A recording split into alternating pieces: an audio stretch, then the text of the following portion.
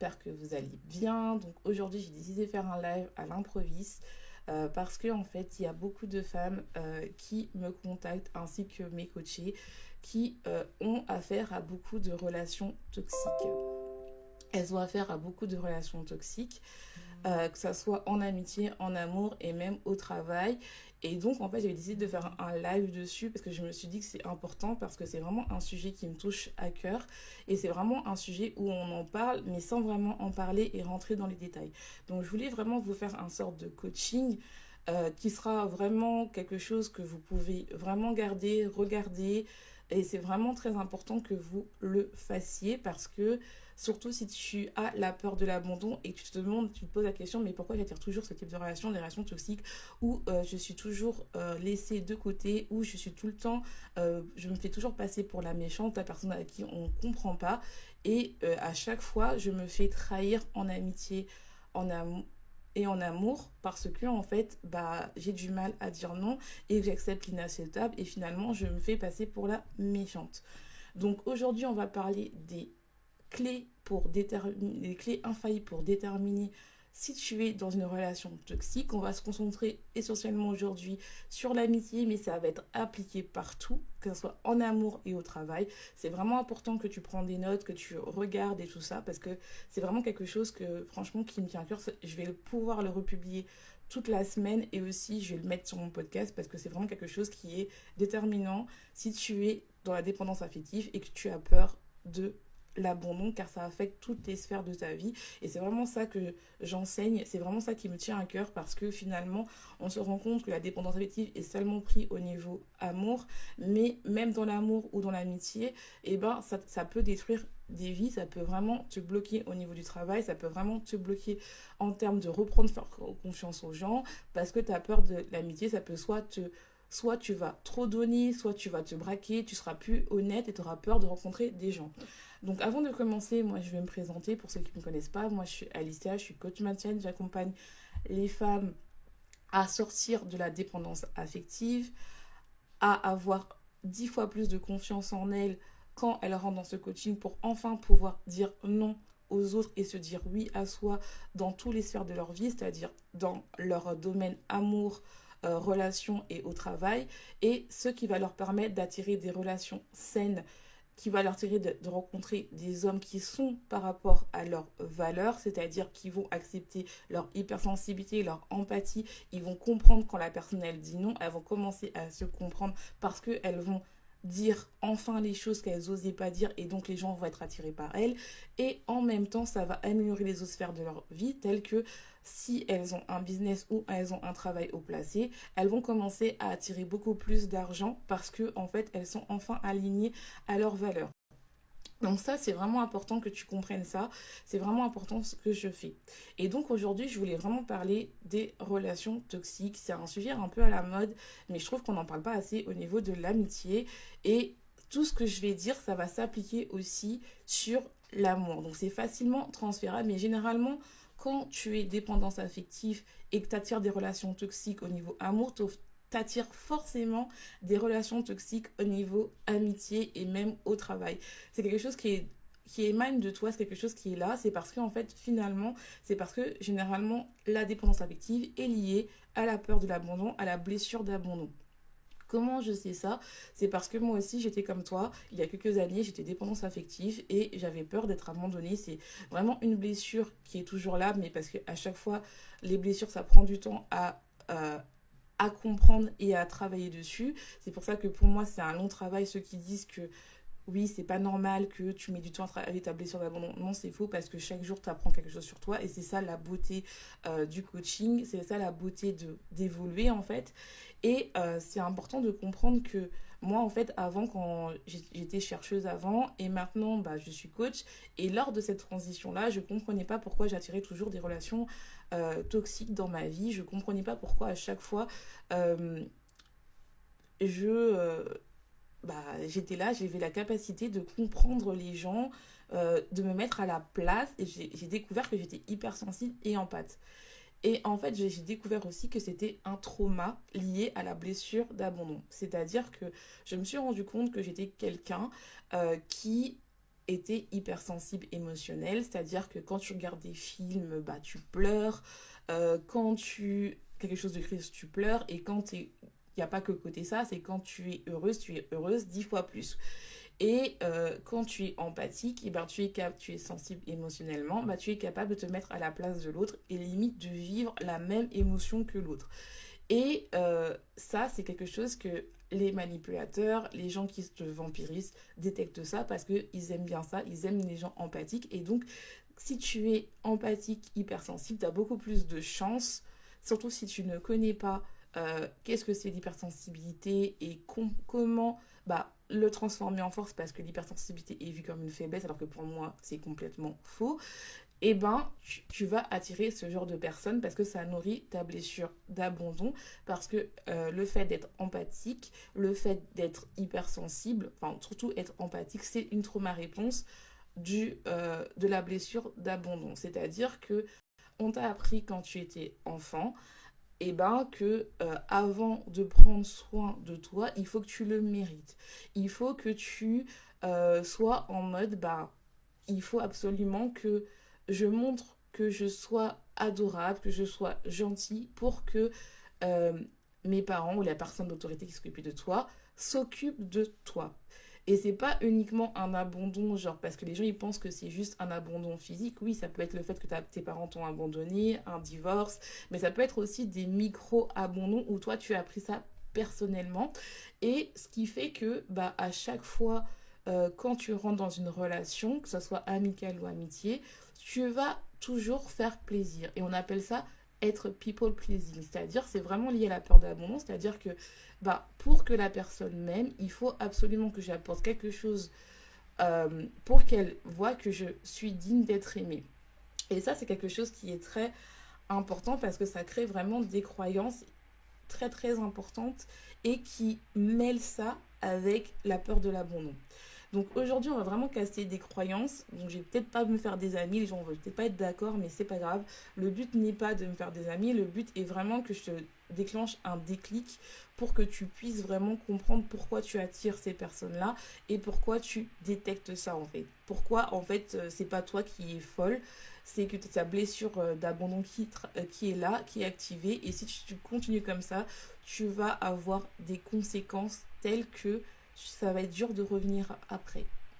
Donc, une des croyances qu'on nous inculque depuis l'enfance, c'est euh, que c'est mal de penser à soi, c'est égoïste, il faut toujours penser à l'autre avant soi. Et quand tu es un people pleaser, c'est-à-dire que tu as tendance à faire plaisir à l'autre avant toi, et ben c'est quelque chose qui est ancré. Surtout comme je t'ai dit, depuis l'enfance, c'est ta blessure d'abandon qui est activée.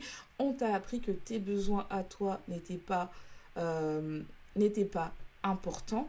Il faut d'abord satisfaire l'autre avant toi. Donc toi, en fait, tu vas rentrer dans le principe que tous les gens qui vont rentrer dans ta vie, il faut absolument que tu leur fasses plaisir.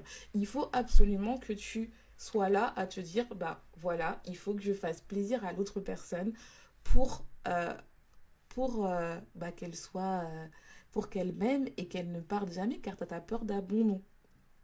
Et donc, en fait, c'est ça qui va toujours entretenir le fait que bah, tu vas rentrer dans ça. Et donc, vu que tu as été conditionné à te dire que ma valeur est uniquement déterminée par le fait que qu'est-ce que j'apporte à l'autre personne, eh ben, tu vas forcément attirer des personnes qui vont te créer ce côté-là. C'est-à-dire qu'ils vont être là uniquement pour que tu les apportes quelque chose. Donc, il faut d'abord satisfaire le besoin de l'autre avant tes besoins.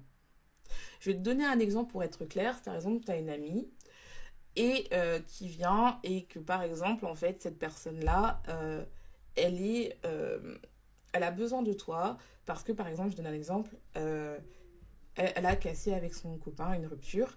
Et donc, normalement, dans une amitié normale, bah, ce qui est normal, c'est que tu accompagnes cette personne-là, la personne t'appelle, tu l'écoutes, et tu es là pour remonter le moral, tu es même capable d'aller faire des trucs. Mais dans une amitié non toxique, généralement, même la personne qui t'aime bien, elle ne va pas tout le temps t'appeler pour parler de ses problèmes. Elle va aller voir quelqu'un, aller voir un thérapeute, aller voir quelqu'un qui va lui permettre en fait de comprendre autre chose. Le problème dans une amitié toxique, vous allez voir que cette personne va vous demander tout le temps votre temps. Elle va tout le temps vous demander votre temps. Voire même vous allez passer des heures et des heures au téléphone, mais pas juste une fois par semaine, tous les jours. Ce qui fait que cette personne-là va vous vampiriser. Donc ça, c'est un signe. Elle va vous vampiriser, elle va vous fatiguer. Et surtout, comme vous avez appris que penser à soi, c'est mal, surtout que tu te rends compte, cette personne-là, elle est dans la détresse, elle va mal, elle a cassé avec son copain, elle a perdu son amour. Donc il faut absolument être là. Toi, tu t'oublies complètement pour sauver l'autre, pour accompagner l'autre, être bien. Donc tu oublies tes propres besoins. Et ça, c'est un signe de toxicité parce que généralement, on te dit seulement, oui, une amitié toxique, c'est seulement quand la personne, elle est là à te critiquer tout le temps, elle n'écoute pas tes émotions. Ça, oui. Mais un truc qu'on te parle jamais, c'est quand vous êtes dans l'amitié et que la personne, à chaque fois qu'elle va mal, elle va prendre ton temps sans jamais te demander comment tu vas. Et toi, vu que tu as la peur de l'abandon et qu'il faut mériter que la personne, elle t'aime parce que inconsciemment, tu attends que cette personne, elle te demande juste comment ça va, et toi, tu vas pas le faire. Et cette personne a vu qu'elle est dans la douleur et dans ce truc, elle va parler que d'elle. Et ça, c'est vraiment un signe à détecter ça. Surtout si tu as des personnes qui est là et surtout si à la fin de la conversion, par exemple, si des fois tu es capable de rester 2 heures, 3 heures, voire même 8 heures avec cette personne-là, c'est que tu es en train de t'abandonner au profit de cette personne-là. Et ça, c'est quelque chose de toxique en fait, parce que toi, tu prends pas soin de toi, tu travailles pas, ou peut-être tu avais envie de faire du sport, et ça a des conséquences directes. C'est-à-dire que moi, dans mon programme, j'appelle les 5 connexions de la féminité, c'est-à-dire l'abondance, l'environnement, le mental, l'alimentation et la puissance féminine. Et en fait, c'est que tu rentres, en fait, c'est que il n'y a aucun des besoins que tu as fait, c'est-à-dire tes besoins primaires, c'est-à-dire manger, prendre soin de toi, avoir confiance en toi, savoir tes capacités. Tu les fais pas parce que tu les donnes à quelqu'un d'autre. Ton énergie que tu as, c'est limité. Hein. C'est, par exemple, c'est comme un verre d'eau. Ton verre d'eau est rempli, mais si quelqu'un à chaque fois boit dans ton verre d'eau, à la fin il reste plus rien, tu n'as plus d'énergie pour tes besoins à côté. Donc c'est vraiment important que tu comprennes que ça, c'est quelque chose, c'est une clé à comprendre en fait. Et ça, c'est une subtilité qu'on ne te donne pas. La deuxième croyance qu'on te dit, et ça c'est important, surtout que nous, on est des femmes, euh, surtout, on a cette notion que les femmes sont capables de tout supporter, qu'elles sont des mères, donc il faut absolument sauver l'autre, accompagner, aider. Et sauf que quand tu es dépendante affective et que tu as la peur d'être abandonnée, ça réveille surtout le syndrome du sauveur. Et tu rentres dans le triangle de victime, bureau, sauveur. Et ça, c'est une des clés de la dépendance affective parce que quand on est dépendant affectif, on a besoin de montrer à l'autre que on est bien et surtout quand on a la peur d'abandon, c'est que tu es indispensable à l'autre. Quel est le mieux d'être indispensable à l'autre si tu peux sauver l'autre? Évidemment. Évidemment. Pourquoi Pourquoi Pourquoi ne pas être indispensable? Donc la personne, elle va jamais te quitter en fait. Le problème, c'est quand tu as une amitié toxique qui ressent ça inconsciemment, qui le fait conscient ou inconsciemment, elle va toujours être dans le syndrome de victime. De victime. Et ça, c'est dans n'importe quelle relation. Je vais vous donner 2 exemples. 2 exemples, c'est vraiment... Et comme t'as la peur d'être abandonné, tu vas toujours être dans le rôle de sauveur. Donc la première, c'est une relation où c'est ton ami et toi, en fait, par exemple, tu as réussi à décrocher un travail où tu es coach. On va dire qu'on va parler du temps que tu es coach, parce que moi je coach des femmes, donc on va parler des coachs des femmes qui sont entrepreneurs. Donc toi tu es entrepreneur et tu as une amie qui veut le faire comme toi, qui veut lancer son entreprise et qui veut absolument que tu l'aides parce que toi tu connais beaucoup plus de ficelles. Elle ne te paye pas évidemment parce que c'est ton amie, hein. Bon, même si je considère que même quand tu es ami, par le respect du travail, tu es censé être payé, c'est normal. Moi, je paye mes amis et elles me payent, c'est logique. Bref. Et donc, en fait, tu la payes pas, tu l'aides de bon cœur. Et cette personne, en fait, tu commences à la materner, à la sauver parce que tu es censé faire tout. Parce que cette personne, soi-disant, ne comprend pas. Sauf que ce que toi, tu fais normalement qui est payant et que tu donnes à tes clients et que tu respectes, qui te donnent la somme que tu veux, cette amie-là ne te paye pas. Donc, vu que c'est ton ami, tu es beaucoup plus passionné, tu donnes beaucoup plus de temps que tes clients qui te payent.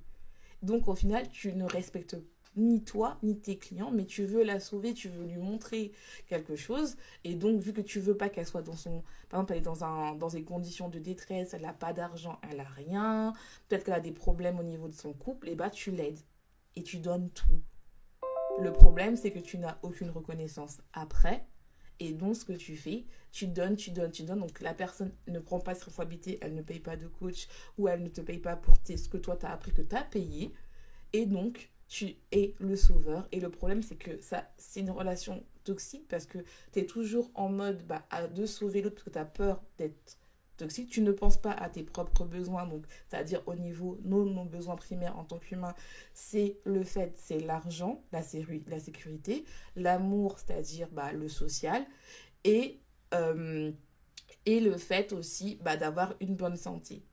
Donc, tu vas me dire, oui, mais quel est le rapport avec ça?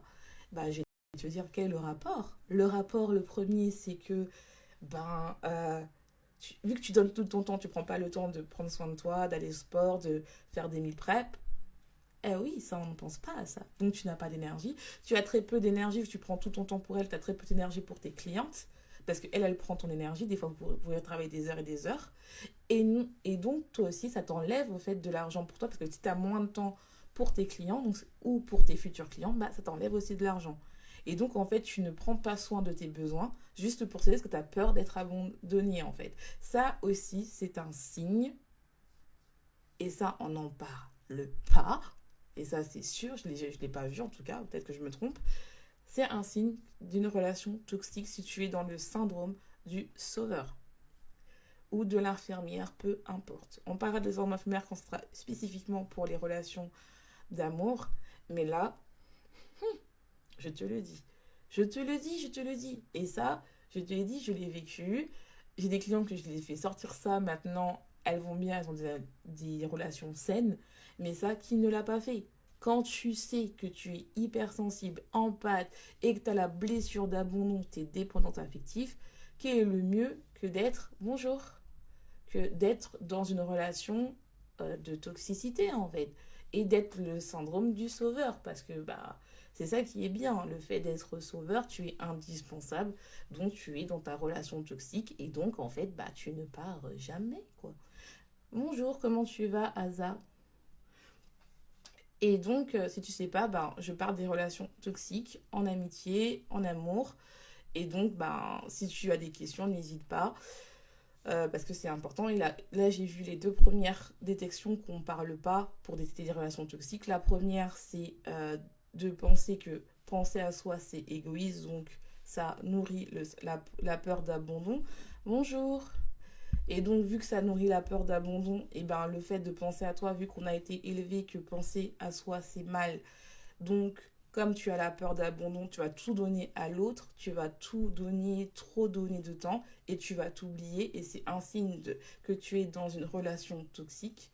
Et la deuxième, c'est quand tu es dans le syndrome du sauveur, c'est-à-dire quel est le mieux quand tu as la peur d'abandon et que tu es hypersensible, empathe et que finalement toi tu as peur de te retrouver seul parce que une des bases de l'humain c'est l'argent, l'amour et la santé, et c'est le mieux d'être sauveur, d'être indispensable et de toujours sauver l'autre. Comme ça, tu es indispensable. Et le problème, c'est que l'autre personne va t'utiliser en tant que sauveur, inconsciemment ou inconsciemment, et ne va jamais prendre compte de ses responsabilités. Et quand toi, tu vas vouloir parler de tes émotions et de dire, en fait, moi, je t'ai aidé, et ne serait-ce qu'avoir un peu de reconnaissance, ce qui est normal, la personne va te dire, mais moi, je t'ai jamais demandé, ou bien elle va te dire, je comprends, mais tu sais, moi aussi, je fais la même chose. Donc, tes émotions sont minimisées, et tu vas toujours être là à te dire, je ne comprends pas, la personne n'a aucune reconnaissance, je suis pris pour une poire, je ne comprends pas pourquoi j'attire toujours ce genre de relation. Et c'est vraiment très important de comprendre ça en fait. Et le dernier signe, c'est vraiment, c'est un peu... Ah oui, je vais rajouter avant de passer au dernier signe, ça va être très très controversal et c'est vraiment ça parce que les gens en fait, même moi je suis dans le monde du coaching, les gens veulent aider. On ne peut pas aider personne. C'est pour ça que dans le syndrome de, du sauveur, c'est très difficile parce qu'on veut être le super-héros, l'héroïne, le sauveur. Mais en fait, la seule personne que tu peux aider, c'est toi. Tu n'aides personne en fait. T'es pas une association. Si tu veux aider les gens, tu es une association. Mais toi-même, la première personne que tu dois sauver, c'est toi-même. Tu ne peux pas sauver une personne qui ne prend pas de responsabilité, qui ne prend pas tes émotions. Donc, c'est vraiment très, très important de comprendre ça, en fait. Donc, la troisième chose à prendre en compte pour détecter les relations toxiques, et comme je t'ai dit, ça prend du temps, tout ça, c'est de dire qu'il faut être égoïste. Je sais que c'est compliqué parce que comme je t'ai dit, on est dans un monde où en fait penser à soi, c'est égoïste, penser à ses besoins avant tout, c'est égoïste. Mais en fait, il faut le faire. En fait, parce que en fait, quand tu penses d'abord à l'autre, tu te fais trahir. Quand tu penses d'abord à l'autre, en fait, elle ne prend pas soin de tes besoins, surtout, attention, je dis bien entre guillemets, surtout si tu es en dépendance affective et que tu as la peur d'abandon. Je dis bien ça entre guillemets parce qu'il faut bien recontextualiser parce qu'on va me dire oui, c'est faux, faut pas penser à soi, c'est égoïste, nanana. Même dans l'église, ils te disent de penser à l'autre, nanana. Ok, il n'y a pas de souci, mais il faut d'abord penser à soi. Bonjour. Il faut d'abord penser à soi avant de penser aux autres. Parce que si tu n'as pas d'énergie pour toi et tu n'as pas pris tes énergies vitales pour faire tes besoins minimums, comment tu peux euh, penser à l'autre? C'est impossible. Et ça, c'est une clé infaillible pour détecter si tu es dans une relation toxique. Parce que quand tu es dans une relation toxique, tu penses d'abord à l'autre. Parce que tu as la peur d'abandon. Et donc, en fait, tu te dis que, bon, ben, la personne, elle a besoin de toi. Surtout qu'on t'a appris à te dire que oui, il faut d'abord penser à l'autre. Ok, pas de souci, pas de souci, pas de souci. Le problème, c'est quand la personne elle-même te pose même pas la question comment tu vas, c'est qu'il y a un problème. Oui, oui. Comment tu vas? Une question simple, comment tu vas? Ou même si elle te la pose, elle n'écoute pas ta réponse et elle parle directement d'elle, c'est un vampire énergétique. Et c'est important de le comprendre, c'est important de le dire en fait. Parce qu'en fait, c'est important de se satisfaire toi. Et quand tu es dans le rôle de people pleasing, quand tu es dans le rôle de je dois faire besoin à l'autre, quand tu es dans le rôle qu'on t'a donné, parce que c'est une réponse traumatique d'un trauma, hein, parce que tu as été abandonné, donc tu as l'impression que pour mériter de l'amour, il faut satisfaire l'autre, donc c'est toute une déconstruction qu'il faut faire en te disant que il n'y a rien de mal à penser à soi, il n'y a rien de mal à être égoïste, parce que dans ce monde, les gens sont égoïstes, ce qui est normal, parce qu'en fait, ils pensent d'abord à leurs propres besoins pour pouvoir accompagner ou être dans des relations. Mais si tu prends pas ce temps-là, tu vas avoir des personnes qui vont te vampiriser, qui vont te manipuler, qui vont utiliser ce besoin de validation extérieure, ce besoin d'amour extérieur que toi tu vas transmettre, que tu vas tout donner, tu vas tout partager, tu vas trop te justifier parce que tu as peur d'être abandonné. Et la personne va juste boire ton énergie. Boire, boire, boire ton énergie. Oui, oui, oui. Je sais que c'est quelque chose un peu controversel parce que les gens te disent oui, il faut penser d'abord à l'autre. Non, il faut d'abord penser à toi en fait. Parce qu'en fait, il faut que tu apprennes à être détestable. Dans un de mes podcasts qui marche le plus en ce moment, c'est le fait d'apprendre à être détestable, c'est-à-dire apprendre à ne pas être comprise. Donc le titre de ce podcast, c'est permets-toi de te laisser incomprise. De toute façon, je le mettrai en bio. C'est vraiment quelque chose pour les personnes qui ont la peur d'abandon et qui sont en dépendance affective. C'est vraiment ça. Parce que ça, c'est le côté où en fait, tu as toujours besoin de te justifier, toujours besoin de mériter l'amour pour pouvoir après être autorisé à faire tes propres besoins. Et ça, c'est un conditionnement qu'il faut défaire en fait. Et ça, c'est un signe quand tu es dans ce processus-là où tu es toujours à faire passer l'autre avant toi dans n'importe quelle chose, que ce soit au travail, par exemple ton patron te demande trop de choses et tu fais des heures pas possibles, ou par exemple ton compagnon pense d'abord à tes besoins, donc tu lui fais à manger, tu lui fais tout, tu l'accompagnes tout, et tu dis même pas merci, et tu demandes encore, voire même accepter des choses que tu as dit non au niveau des rapports, ou même au niveau de l'amitié, à passer des heures et des heures avec une amie. Par exemple, tu l'aimes bien, vous découvrez et elle prend tout ton temps et tu n'as même pas le temps de faire tes soins basiques ou même tu n'as plus d'énergie pour travailler. Et ça peut être aussi au niveau du travail si tu es coach, c'est important aussi. Des fois, tu as des clients qui te vampirisent, qui t'appellent tout le temps, qui te prennent beaucoup d'énergie et ça, c'est pas bon.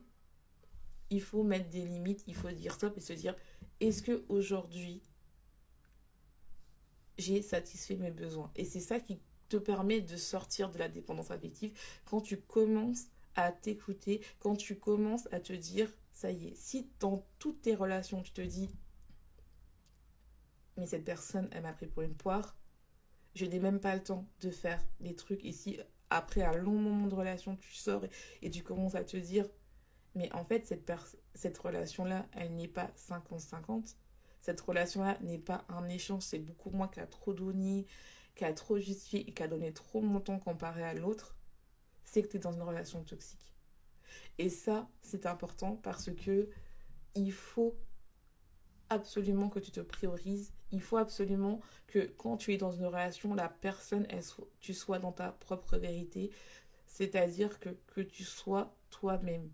Que cette personne, quand tu expliques tes besoins, elle te dise, je dis, ok. Quand tu écoutes, quand elle t'écoute aussi, quand toi tu l'écoutes, qu'elle te donne la même attention. Ou voir, tu peux aussi moins donner. Tu as le droit en fait, il n'y a aucune règle. Et le problème, et ça sera vraiment un très long, trop long truc, mais je viendrai dans le truc départ, c'est tu es conditionné dès ton enfance, surtout si tu as la blessure d'abandon, de toujours penser à l'autre avant toi, car tu as appris que tu n'avais pas de valeur tant que tu donnais pas, tu prouvais pas ton amour d'une manière ou d'autre. Et ça, je l'apprends dans mon coaching. Donc, je pense qu'on peut s'arrêter là pour aujourd'hui. Si tu as des questions, n'hésite pas à l'écrire. Donc, si tu veux travailler avec moi, mon coaching, c'est l'éveil du phénix, qui est un coaching de 3 mois où on va travailler tes blessures émotionnelles, où on va, à la fin de ce coaching, tu vas pouvoir te libérer de la dépendance affective. Tu vas avoir confiance en toi. Tu vas reprendre confiance en toi. Arrêter de t'abandonner pour les autres et attirer. Donc, tu vas pouvoir attirer des relations que tu mérites. Vraiment. Et tu verras que tout ça va permettre d'attirer le travail de tes rêves, les clients de tes rêves d'entrepreneurs, parce que de toute façon, je cause essentiellement des entrepreneurs et tu verras que ça va affecter tes ventes, ça va activer l'argent que tu vas avoir et surtout, en fait, tu vas pouvoir attirer des hommes, des personnes qui sont en accord avec tes valeurs et qui vont comprendre ton hypersensibilité et qui vont comprendre tes blessures. En fait, il faut juste que quelqu'un t'explique, et c'est ça qui m'a beaucoup frustré, comment tu fonctionnes, comment tu as telle ou telle relation. Et ça, tu peux que l'avoir quand tu fais mon coaching. Si tu as besoin de travailler avec moi, n'hésite pas à me envoyer un DM. On va parler et on va savoir si on peut travailler ensemble. C'est vraiment important que tu travailles ça parce que si tu continues comme ça, je te jure que tu vas attirer des relations toxiques dans toutes tes sphères de ta vie, c'est-à-dire toxiques avec toi-même, toxiques dans tes relations du travail, tu vas attirer des pervers narcissiques, des manipulateurs, des vampires énergétiques et amitié et amour. Et ça, tu ne pourras pas me dire que oui, ça bloque pas parce que les conséquences, c'est tu prends plus soin de toi. Soit tu arrêtes de manger, soit tu manges trop, soit tu binges. T'inquiète pas, je l'ai vécu. Soit après, ça peut casser ta carrière. Tu peux carrément, à cause d'une personne toxique, arrêter de travailler juste pour lui faire plaisir ou quoi. Et ça bloque ta progression. Ça, c'est clair. Et après, tu es dépendante de ces personnes. Tu peux carrément t'isoler juste pour rester avec cette personne-là, juste parce que tu l'aimes bien et tout ça. Donc, ça a vraiment des conséquences graves quand tu ne prends pas soin de cette blessure d'abandon, hein. Ce n'est pas une blague, hein. Ça touche toutes les sphères de ta vie, hein. C'est pas une blague. Donc voilà, j'espère que ça t'a plu. Je te laisse, je te souhaite une bonne journée ou une bonne soirée, tout dépend à quelle heure tu écoutes ce podcast. Et n'oublie pas, sois ta propre vérité.